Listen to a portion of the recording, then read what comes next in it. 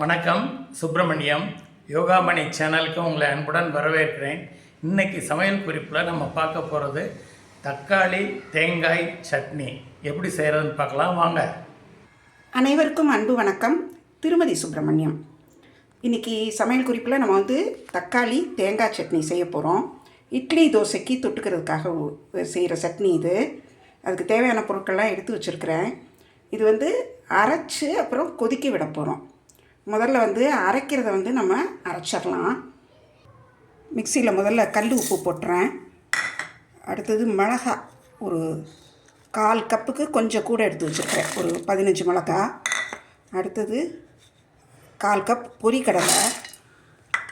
அடுத்தது ஒரு மூடி தேங்காய் எடுத்து கீறி வச்சுருக்கிறேன், ஒரு 1/2 கப்பு அளவுக்கு வரும். இது எல்லாத்தையும் இப்போ ஒன்றா நல்லா சட்னியாக அரைச்சி எடுத்துகிட்டு வந்துடுறேன். தேங்காய், மிளகாய், பொரிக்கடலை, உப்பு இதெல்லாம் சேர்த்து அரைச்சதை ஒரு பாத்திரத்தில் இப்போ மாற்றிடுறேன். மாற்றிட்டு இந்த மிக்ஸி இப்போ கழுவ வேண்டாம், தக்காளியை இந்த மிக்சியிலே போட்டு அரைச்சி எடுத்துகிட்டு வரலாம். தக்காளி நறுக்குனது ஒரு 2 கப் அளவுக்கு எடுத்து வச்சுருக்கிறேன். இதை இந்த மிக்சியில் போட்டு நல்லா நைஸாக அரைச்சிட்றேன். தக்காளி நல்லா பியூரியாக அரைச்சி எடுத்து வச்சுட்டேன்.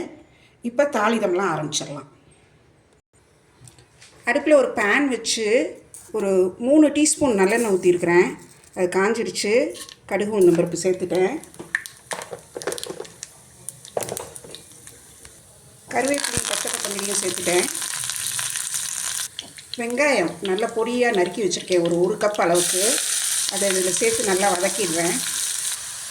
வெங்காயம் நல்லா வதங்கிடுச்சு. இதை ஒரு பக்கம் கீழே இறக்கி வச்சிடலாம். அடுப்பில் ஒரு பாத்திரம் வச்சு இந்த அரைச்ச தக்காளி அதை இதில் சேர்க்குறேன். அரைச்சி வச்ச சட்னி அதையும் இதில் சேர்த்துட்டேன்.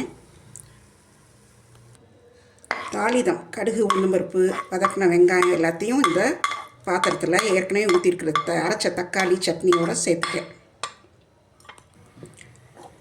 எல்லாத்தையும் நல்லா கிளறி விட்டு இந்த மிக்ஸி எல்லாத்தையும் நல்லா அலசி எக்ஸ்ட்ராவாக ஒரு 1/2 கப் தண்ணி ஊற்றிருக்கிறேன்.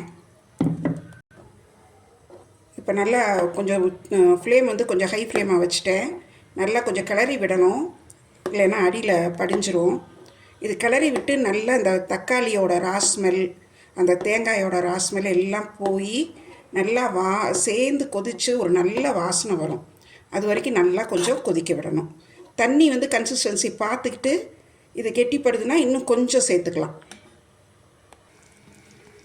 ஒரு மீடியம் ஃப்ளேமில் வச்சு ஒரு 4 மினிட்ஸ் நல்லா கொதிக்க விட்டுருக்குறேன். நுரையெல்லாம் நல்லா அடங்கி நல்லா கொதிச்சிருச்சு. நல்ல வாசனை, நல்லா ஃப்ளேவர்ஃபுல்லாக இருக்குது. இப்போ இதை எடுத்து பரிமாறிடலாம். நல்ல டேஸ்டியான ஃப்ளேவர்ஃபுல் நல்ல வாசனையான தக்காளி தேங்காய் சட்னி ரெடி ஆயிடுச்சு.